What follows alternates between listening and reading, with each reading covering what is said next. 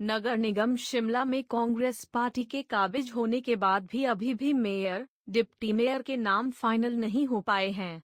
BJP ने इस पर कांग्रेस पर हमला बोला है।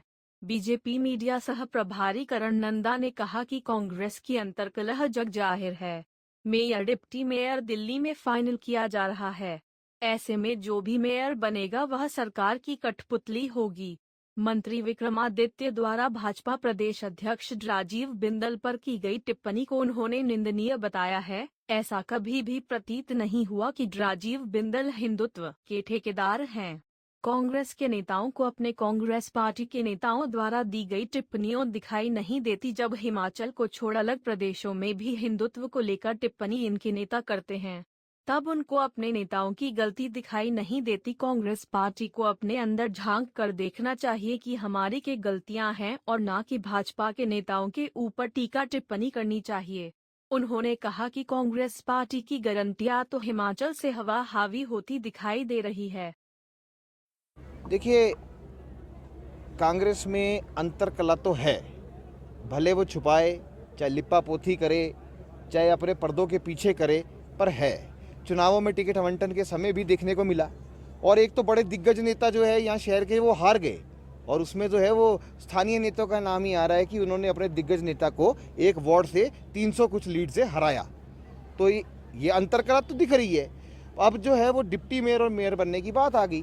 अब आपने पूरा प्रकरण देखा होगा कि पहले तो 2 नाम चल रहे थे, फिर ये 4 हुए, फिर इनके एक नेता आते हैं, कहते भाई महिला बहुमूल्य है, बहुमूल्य देना चाहिए। तो किस महिला के लिए जो है वो प्रतिस्पर्धा को सजा रहे हैं, और उसके बाद जो है वो दिल्ली तक मैटर चला जाता है। अब वहाँ फैसला तो इन्हीं के बीच में होना है, पर ये वापस आएंगे। पर ऐसा है कि मुझे लगता है कि जो भी मेयर और डिप्टी मेयर बनेगा वो केवल सरकार की कठपुतली होगा, अपना निर्णय तो ले नहीं पाएगा, केवल मात्र जो है वो सरकार की ओर देखेगा कि सरकार जो बोलेगी तो वो मैं करूँगा, और इनके कोर्ट में मैं नाज़र रहूँगा।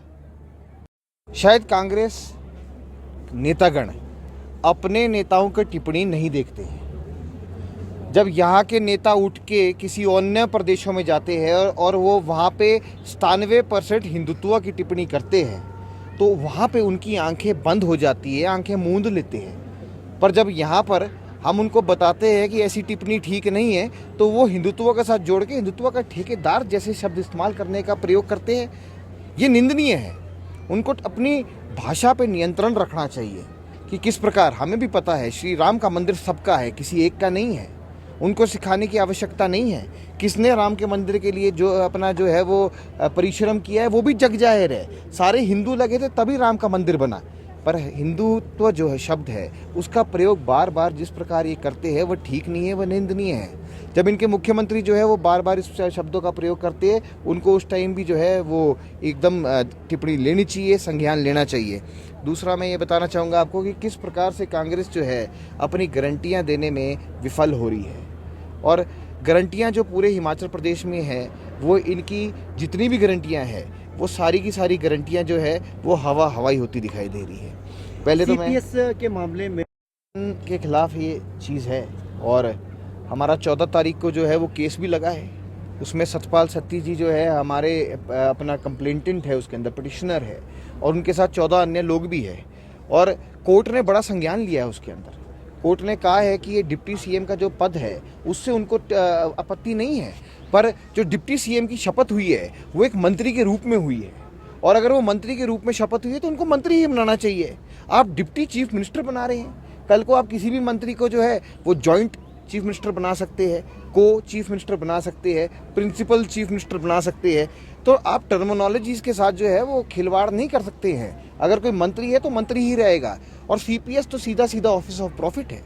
ऑफिस ऑफ प्रॉफिट ये कानूनन है, पहले भी एक बार बने थे तो कोर्ट के जरिए उनको निरस्त कर दिया गया था, पर फिर से कांग्रेस पार्टी के लोगों ने जो है, वो नेताओं ने जो है ये गलती करी है।